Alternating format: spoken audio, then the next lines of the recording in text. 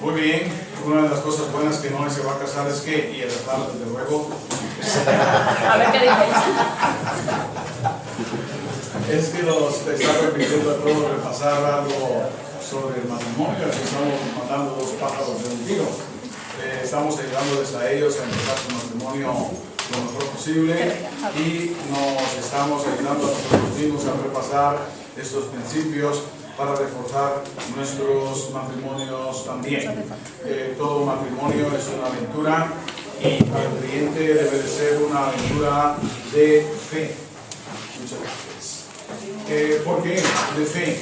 Porque sin fe es imposible agradar a Dios y si no agradamos a Dios no agradamos a la esposa y no agradamos al esposo como debemos agradarnos. El agrado que podamos dar sin el Señor es un agrado temporal, un agrado frágil, un agrado efímero, pero si lo hacemos confiando en el Señor y sus fuerzas, podemos llegar a amarnos cada día más. Había una canción que se cantaba antes que decía, queriéndote más que ayer, pero menos que mañana. ¿Os acordáis de esa canción? Sí, ¿verdad? Pues así debe de ser, primero con el Señor y luego con el cónyuge, que nuestro amor sea creciente. Pero el amor en la Biblia no es emoción, primeramente. El amor en la Biblia no es enamoramiento, primeramente. El amor en la Biblia es una decisión, el amor en la Biblia es volitivo, el amor en la Biblia es intelectual. Intelectual en el sentido que dice en relación con Dios, amarás al Señor tu Dios con toda tu mente, no solo con todo tu corazón, todas tus fuerzas y toda tu alma. Y es mental también porque el amor que podamos dar al cónyuge es el amor en la verdad. Si no hay conocimiento de la verdad, no podemos amar. Atención, los ignorantes no pueden amar. Para amar necesitamos conocer. Para amar necesitamos saber, para amar necesitamos tener conceptos aquí en la mente que regeneren nuestra mente, para que nuestra mente piense como la mente de Dios, y cuando nuestra mente piensa como la mente de Dios, que está aquí escrita, entonces nuestro corazón puede sentir como el corazón de Dios. Las cosas son así. El amor en la Biblia es un amor guiado por la palabra de Dios. Y tenemos que romper los moldes del mundo. Los moldes del mundo nos hablan de amor en términos de enamoramiento, nos hablan de amor en términos de afecto, nos hablan de amor en términos de amistad. Nada más. Y ese es el problema. No es que esos aspectos del amor no deban estar presentes en el matrimonio, pero es que esos aspectos del amor solos son incapaces de hacer lo que el amor que Dios nos manda que amemos puede hacer en nuestras vidas. Ahora, para que podamos amar como Dios necesitamos a Dios, porque el amor es de Dios y porque Dios es amor, ¿verdad que sí?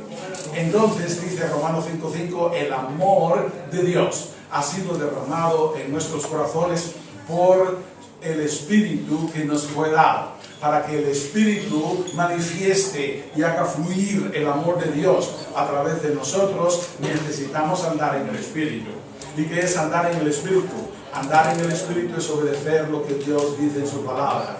Por eso decimos que tú no puedes ser un buen esposo, tú no puedes ser una buena esposa si primero no eres un buen cristiano. Y para ser un buen cristiano, lo que hace falta es que permitas que Cristo viva su vida en ti. Y para que Cristo viva su vida en ti, necesitas sumisión al Espíritu de Dios. No os embriaguéis con vino, en lo cual hay disolución, antes bien, sed llenos del Espíritu. Efesios 5:18. La llenura del Espíritu se compara al vino y al estar embriagado con vino, porque cuando tú estás embriagado con vino, estás bajo una influencia externa, estás gobernado por una fuerza que no eres tú. Y entonces, por eso, no sé si Abel puede decirnos, ¿hay algún tipo de dispensa que se hace o disminución de la pena para cuando una persona hace algo en estado de embriaguez? Sí, ¿verdad? Sí, claro. Son circunstancias modificativas de la responsabilidad penal. Muy bien, Ese es el lenguaje técnico. Y cuando cometes un delito y lo haces bajo estado de embriaguez, podría ser incluso una eximente de culpa. Muy bien, muy bien. En todos los casos también no era la pena y podría llegar a ser una eximente de culpa. Excelente, muchas gracias. Entonces, un eximente o un atenuante. ¿Por qué? Porque no eres tú del todo. Eres tú bajo la influencia de una fuerza que te lleva cuando estás embriagado. Entonces, delante de la ley es un eximente, algo que hace que la condena disminuya. Ahora dice el Señor, no os embriaguéis con vino, es decir, no permitáis que esa fuerza externa os controle, sino sed llenos del Espíritu. Y lo que se nos dice es entonces que debemos estar internamente, no externamente como el vino, sino internamente, gobernados por una fuerza que no es nuestra fuerza, guiados por una persona que no soy yo. Y esa persona es el Espíritu. Y cuando el Espíritu guía tu vida, cuando el Espíritu guía mi vida, entonces puedo amar. Porque el fruto del Espíritu es amor. Así empieza, ¿verdad? Gálatas 5:22. El fruto del Espíritu es amor. ¿En qué consiste ese amor? Gozo, paz, paciencia, benignidad, bondad, fe, mansedumbre, templanza. El amor es concreto. El amor es objetivo. El amor tiene que ver con acciones. El amor refleja el carácter de Dios. Así que no podemos ser buenos esposos, buenas esposas, si antes no somos buenos cristianos. Y un buen cristiano es aquel que está siendo gobernado, controlado, llevado por el Espíritu de Dios. Necesitamos de Dios para que el matrimonio funcione. El matrimonio es un triángulo amoroso. El matrimonio es un triángulo amoroso donde Dios es el vértice superior. Y en la medida que nos acercamos a Dios, nos acercamos el uno al otro. En la medida que cualquiera de los cónyuges se aleja de Dios, nos alejamos el uno del otro. Así que eso para empezar. Por eso necesitamos esta instrucción y por eso necesitamos repasarla. Vamos a correr por la primera parte y siempre pasamos por la primera parte de todas maneras, porque el repaso nos ayuda a fijar los conceptos. Y necesitamos fijarlos porque en lo que respecta a los principios de Dios y su palabra, nuestra mente es una mente de teflón, ¿verdad? No se pega.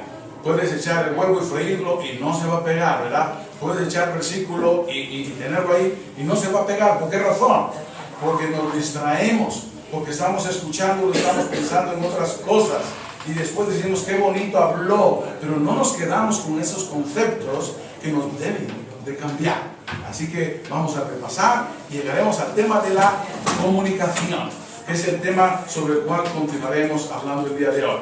La comunicación en el matrimonio. Ya vimos las semanas anteriores las barreras en la comunicación en el matrimonio.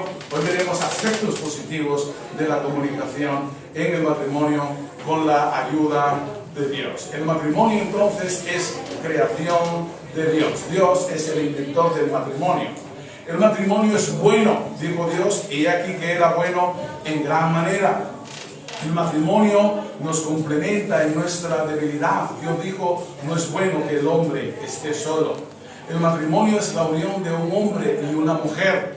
Es no solamente monógamo, sino heterosexual, en contraste con los criterios del día de hoy. El matrimonio es para siempre. El Señor Jesucristo dice, lo que Dios juntó, no lo separe el hombre. El matrimonio debe ilustrar la intimidad de unión que hay en las personas de Dios. La palabra una sola carne es la misma palabra que Deuteronomio aparece para un solo Dios. Dios hizo el matrimonio a partir de dos personas creadas de manera diferente.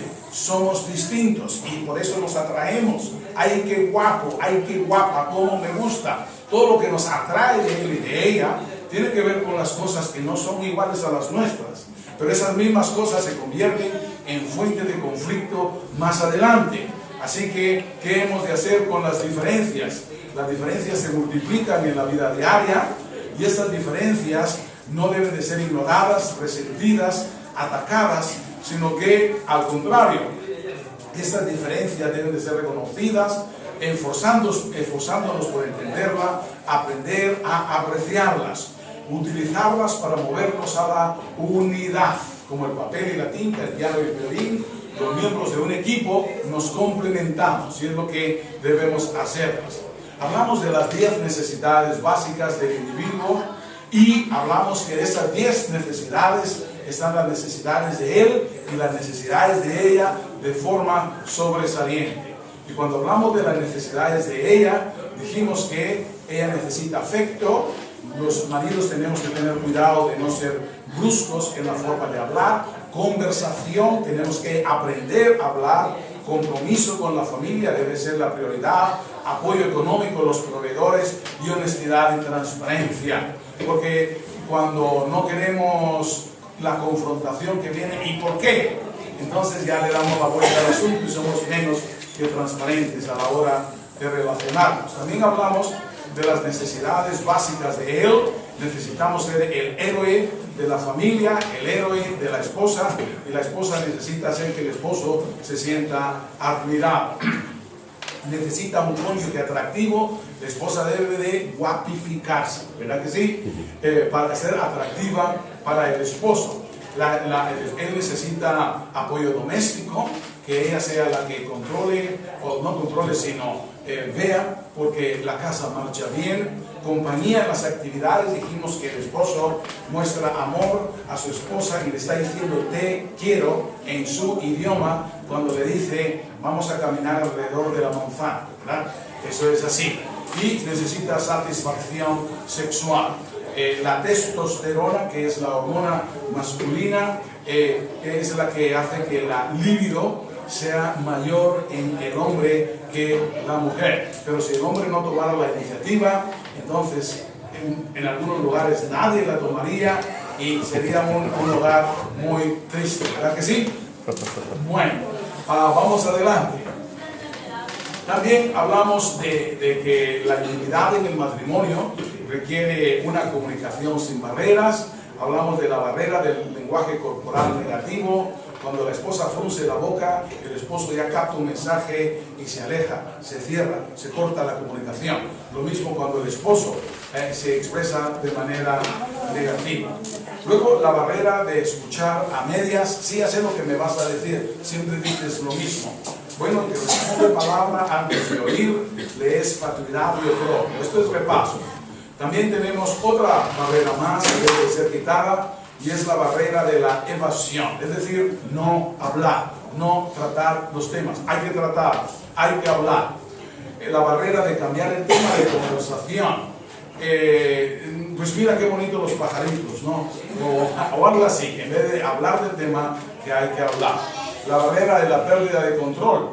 Es que nunca me hablas. Bueno, si tú haces una explosión cada vez que te hablo, ¿quién va a querer hablar? ¿Verdad? Y eso es así.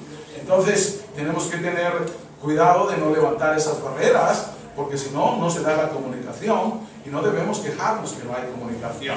La barrera de la universalización, y esto lo veremos de muchos ángulos, es que tú siempre, es que tú nunca, toda la vida es la misma cosa, todo eso es mentira. Porque una persona no se comporta igual siempre, ¿verdad? Y estamos haciendo una declaración injusta cuando hablamos de esa manera. Entonces ya veremos una forma mejor de hablar. La barrera de dar siempre la razón. Esta es la persona que dice, sí, lo que tú digas, corazón, pero yo hago lo que a mí me da la gana. No. La barrera de decirle a Pedro lo que quieres que oiga Juan. Y aquí tiene que ver, hablamos la semana anterior, la importancia de no estar diciéndole al niño lo que le quieres decir al padre. Pero como no se lo quieres decir al padre por alguna razón, entonces lo dices al niño. Y ahí está el niño escuchando y no sabe qué es lo que pasa, o viceversa, ¿verdad? Diga a tu madre, ¿verdad? O ese tipo de comunicación mediada a través de los hijos es tremendamente dañina. Tenemos que hablar cara a cara. Muy bien. Ahora vamos a ir adelante con el tema de hoy. Espero que podamos ir adelante con el tema de hoy. Si el ordenador nos deja. Y lo que tenemos que hablar es acerca de la comunicación. Veamos.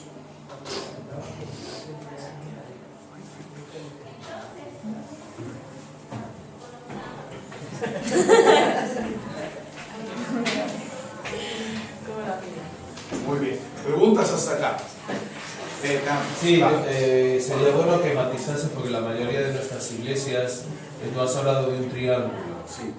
que sean los dos cristianos y convergen hacia Dios, pero cuando no es un triángulo, que es la gran mayoría de nuestras iglesias, hay una gran diferencia en esa comunicación, en esa intimidad y en el fruto de ese matrimonio. Muy bien, muy bien. Muchas gracias por ese matiz, es importante.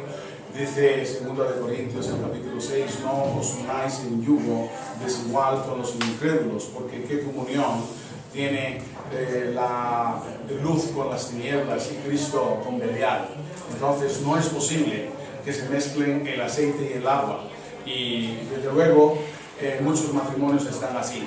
Podemos evitar eso siendo creyentes, no permitiendo que unos ojitos bonitos o un chico apuesto nos atraiga, ¿verdad? Sino tener en la mente claro qué es lo que Dios dice, porque eso en vez de gozo nos va a traer muchas lágrimas y muchas tristezas, no para un día, sino para muchos años. Pero también lo que sucede muchas veces es que alguien se convierte y se convierte solo uno de los cónyuges, y entonces el otro empieza a hacer la contra, y ahí ya viene el matrimonio mixto, que es en realidad un campo de batalla. Entonces, el matrimonio mixto es resultado de la conversión de uno de los cónyuges, siempre estará con una carencia en cuanto a la posibilidad de disfrutar lo mejor que Dios tiene para el matrimonio. ¿Por qué? No, tiene que ver con comunicación. La comunicación positiva o efectiva, dice. Y lo que sucede es que hay que hacer lo mejor posible en esas circunstancias. O sea, Dios puede incluso sacar bien del mal. Y un bien que Dios puede sacar del mal de un matrimonio mixto es la conversión del cónyuge, ¿verdad? Y eso es lo que dice en 1 de Corintios, el capítulo 7. En 1 de Corintios, el capítulo 7 dice que no se debe separar el esposo creyente, a menos que el cónyuge no creyente no quiera estar junto. Pero el cónyuge creyente no debe tomar la iniciativa de la separación en ese caso. ¿Por qué? Porque dice, ¿quién sabe si quizá tú harás salvo a tu esposo? Entonces, esa es, digamos, la esperanza más grande y sería el bien mayor que podría salir del mal de un matrimonio mixto, que él llegue a convertirse, que ella llegue a convertirse. Ahora, ¿cuándo llegará ella a convertirse? Conocemos, Miri y yo, de matrimonios en que él se ha casado desobedeciendo al Señor con una chica no creyente, pero él se arrepintió de su decisión, y su arrepentimiento se manifestó en la disposición de aguantar años de una situación dura y difícil con esta persona no creyente, ¿verdad? Y finalmente ella ha llegado a conocer al Señor Jesucristo como su Salvador. Pero entonces él se esforzó por amarla como el Señor le decía que la amara. Y ella de luego no respondía como el Señor dice que la esposa creyente debe responder, porque no era creyente. Sin embargo, esos años de paciencia, de aguante, de amor, dieron fruto. Y ella finalmente se ha convertido. Hoy los dos son creyentes y los dos sirven al Señor. Pero esos son muchos años, 20 años mínimo, más de sufrimiento, de entrega, de esfuerzo por dar de sí, por dar lo mejor al Señor. Entonces, y ahí estuvo, y el Señor ha tenido misericordia. Y lo mismo al revés. Es posible ver casos de... estoy hablando de un hermano que desobedeció a sabiendas, ¿verdad? Pero el caso de una persona que se convierte y luego su esposo no se convierte, lo mismo funciona. Lo que Dios le pide al cónyuge creyente es que él sea el mejor creyente posible en estas circunstancias. Sea el mejor cónyuge posible en estas circunstancias. Y ese testimonio de años va a ser mío. Recordemos lo que dice en 1 de Pedro, el capítulo 3, versículo 1. ¿Qué dice? ¿Quién se acuerda? Las esposas están sujetas a vuestros maridos para que los que no creen a la palabra sean ganados sin palabra por la conducta de sus esposas. Muchas gracias. Para que los que no creen a la palabra sean ganados sin palabra por la conducta de sus esposas. No deja que... ¿Qué pasa de otra forma? Vale, tengo que darle yo la...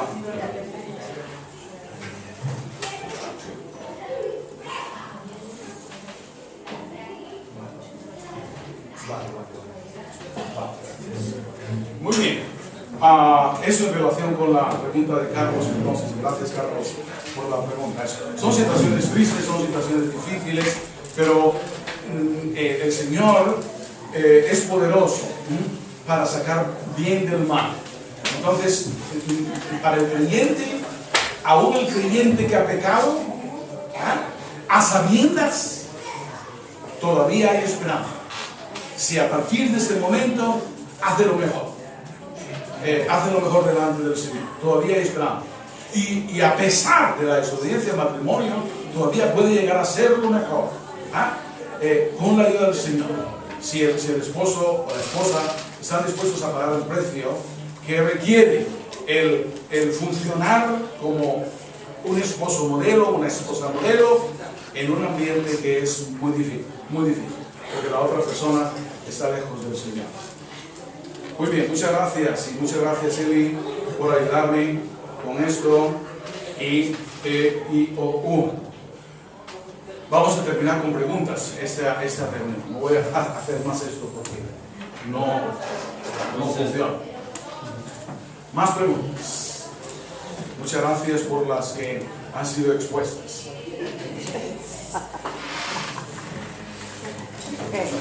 A ver, una pregunta. Soy muy burra, ¿no? Pero bueno, yo te voy a explicar cómo... A ver, si sabemos que las mujeres tenemos que estar sujetas a los esposos, Sí. porque el cabecilla o cabetones de la casa es Sí. el hombre, ¿no? Sí.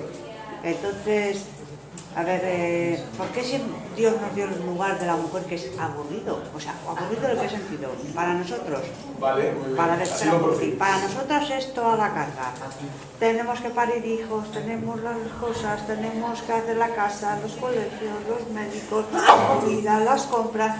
¿Por qué nos dio ese puesto y el hombre le dio el puesto de yo trabajo, vengo a casa y descanso? Vale. A ver si me entiendes lo que quiero decir. Entonces, yo no entiendo por qué Dios quiso ese papel de que la mujer esté sujeta a los maridos o como dices tú, hombre y mujer, ¿no? Sí. Entonces, yo Muy no bien. entiendo por qué ese papel no lo ¿Por dio a qué nosotros. razón? Es una pregunta compleja porque se puede ver desde ciertos ángulos. En primer lugar, si Dios lo dice, es bueno. Empezamos por ahí.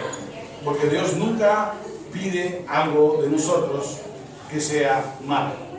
Todo lo que Dios pide de nosotros es para que seamos como Él es. Entonces, si Dios te pide una cosa a ti como mujer, es porque quiere que haciendo esa cosa, tú seas más como Cristo.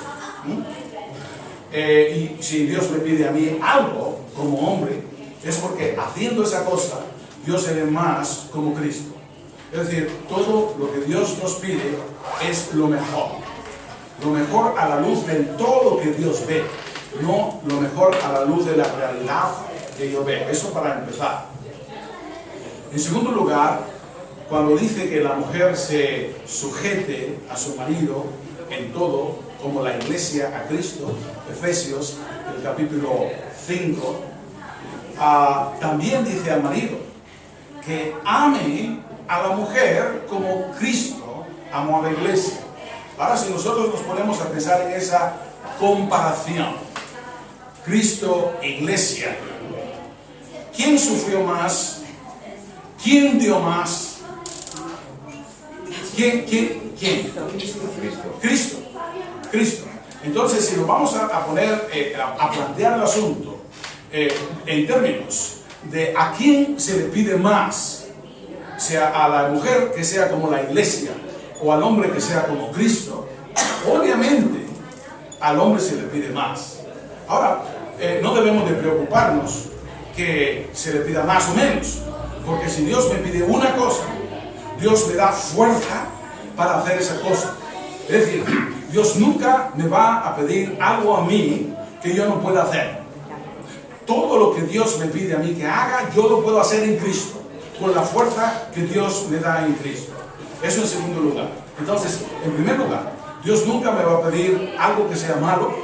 Todo lo que Dios me pide es lo mejor y es para que yo llegue a ser como Cristo. En segundo lugar, es más difícil, teóricamente, ser como Cristo que ser como la iglesia. Y en el tercer lugar, si es más difícil o menos difícil, todo lo que Dios me pide, yo lo puedo hacer porque Dios me da la fuerza. Ahora, tenemos que hacer una distinción entre lo que Dios pide y lo que yo leo que Dios me pide. Porque lo que yo leo que Dios me pide, puedo leerlo a través de mis lentes culturales. Y la cultura en España y la cultura en América Latina ha sido tradicionalmente una cultura machista. Una cultura donde a la mujer se le ha avasallado y a la mujer se le cosifica en alguna medida. Entonces el hombre puede ser infiel y tener varias sucursales, dicen en Guatemala. Es decir, ¿verdad? Y eso es lo normal en la sociedad. Nadie condena al hombre o ve feo al hombre, míralo. No, ese es un hombre. Pero una mujer que haga eso, en esta sociedad machista, es lo peor. Lo peor. Eso ilustra ese sentimiento hacia lo que se tolera en el hombre y lo que se tolera en la mujer, ilustra el machismo. El pecado de la mujer, de infidelidad de la mujer, pues es más grosero que el pecado de infidelidad en el hombre, que los hombres al fin y al cabo son hombres, ¿verdad? Así se excusa. Entonces, cuando yo leo lo que Dios pide en su palabra, yo lo leo a través de mis lentes y tú lo lees a través de tus lentes. Y entonces, ¿a ti te parece que cuando se le pide a la mujer que se sujete al esposo, se le está pidiendo a la mujer algo que es aburrido? Porque en tu experiencia quizá así lo has experimentado tú. Pero no, el Señor Jesucristo dice, yo he venido para que tengan vida y la tengan en abundancia. Entonces, lo que el Señor me pide no solamente es bueno, sino es lo que me va a hacer más feliz. Entonces Dios sabe qué es lo que me va a hacer a mí feliz. El Señor sabe qué es lo que me va a hacer a mí tener una vida rica y abundante. Y esas demandas que Dios hace a mi vida, las hace no para que yo sea aburrido o para que mi vida sea aburrida, sino para que mi vida sea dichosa, mi vida sea plena, en la medida que yo me ajusto a lo que ahí dice. Eso por un lado. Y luego por otro lado, los hombres tenemos que tener cuidado en no leer que nosotros somos la cabeza, en el sentido que nosotros somos el amo o somos el rey para ser servido, ¿verdad? No es así. El Señor Jesucristo es rey. Y lo que se dice que el hombre debe imitar al Señor Jesucristo es en el amor a la iglesia. Y el amor que el Señor Jesucristo mostró a la iglesia es sacrificial. Y si es sacrificial significa que también sirve. Y el Señor Jesucristo sirvió quitándose la ropa, ciñéndose la toalla y lavando los pies de los discípulos. Entonces uno va a mostrar el amor que Cristo mostró a la iglesia sirviendo de formas muy específicas y muy concretas a la esposa. Y el Señor pide que nosotros dirijamos la casa y seamos la cabeza de la casa, siendo ejemplos de servicio y sacrificio sobre todo. Así que el esposo debe de servir a la esposa y debe, fijémonos bien, en una sociedad como la cual vivimos, donde la esposa trabaja, muchas esposas, quizás el 50% de las esposas aquí trabajan igual de horas que el esposo y alguna más. Entonces, las tareas de la casa tienen que ser compartidas. Es decir, no el esposo, porque es la cabeza, ya cumplió con sus horas de trabajo, llega a la casa, se sienta y ve la televisión. O se ocupa sus labores, o va a tomar el tranco a la esquina. No, va a asumir su parte también, y va a pasar la fregona, va a barrer, va a ayudar con los cristales. Es decir, tiene que haber en el hogar una división de las responsabilidades de llevar la casa, porque a ella le duele el cuerpo por estar trabajando, como a él también le duele el cuerpo por estar trabajando. Entonces, esas cosas deben de darse también ahí, ¿verdad? Y esas cosas son manifestación de amor. Y si no se dan, es porque ella no lo deja, y ella no lo deja porque ese no es trabajo de hombres, y aquí hago yo el trabajo de mujer, de la mujer, y la mujer de la casa soy yo. Entonces ella tiene que hacer todo lo de la casa, o lo hace, o no deja que lo haga porque no sabe cómo hacerlo. Y si lo hace, yo tengo que hacerlo detrás porque lo hace mal. ¿Verdad que sí? Muchas veces pasa. Bueno, entonces hay responsabilidad de los dos lados si un hogar no funciona en un equilibrio de distribución de responsabilidades. Porque no es quizá solo que él no tome la iniciativa, es que él no permite ella que tome la iniciativa. Así que las cosas son más complicadas de cómo se ven.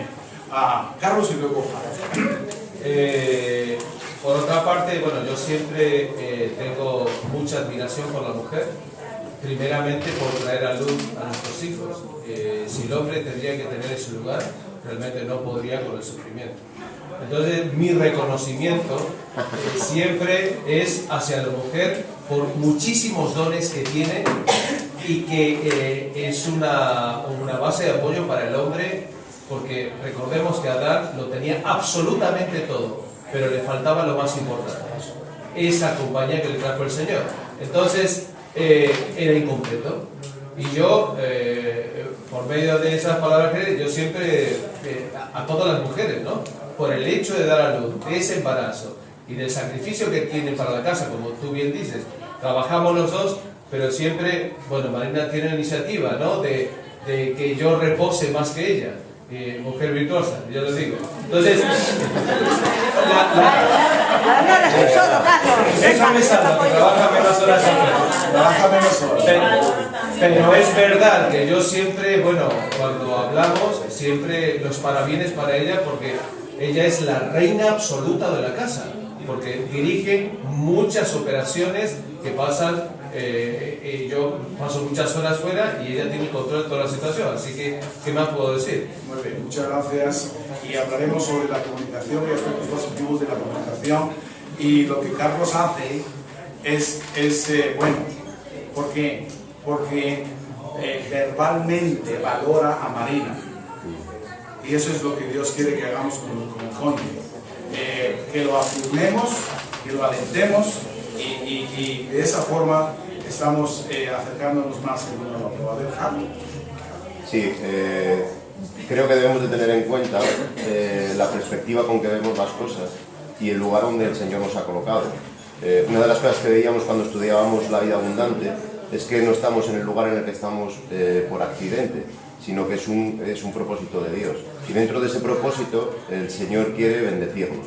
Entonces, si tenemos la perspectiva que hacemos lo que hacemos siendo un aburrimiento o que no es el lugar, posiblemente los hombres piensen exactamente igual que las mujeres, porque tenemos que llevar la carga del trabajo o llevar determinadas responsabilidades siendo una carga tan pesada muchas veces y teniendo que soportar humillaciones. Entonces, no es ese lo que el Señor quiere que estemos mirando, sino quiere que estemos mirando dónde estamos y qué es lo mejor que podemos darle a Él. En la iglesia tenemos un ejemplo clarísimo de alguien que está trabajando en casa duro, como es Francisco, que ahora no está, ¿no? Pero Francisco está trabajando durísimo y por años lleva haciendo todas las tareas de la casa. Nunca creo haber recordado queja por parte de Fran, y nunca recuerdo haber visto a Mercedes o oído agradecimiento por su parte por llevar toda la carga a Fran. Entonces, el problema no es por qué me ha colocado aquí el Señor y qué aburrimiento ser mujer, o ser hombre, sino qué privilegio tengo teniendo esta situación y qué es lo mejor que puedo dar dentro de esta situación, porque no siempre es agradable y no siempre es consecuencia del Señor, sino de donde nos hemos metido nosotros.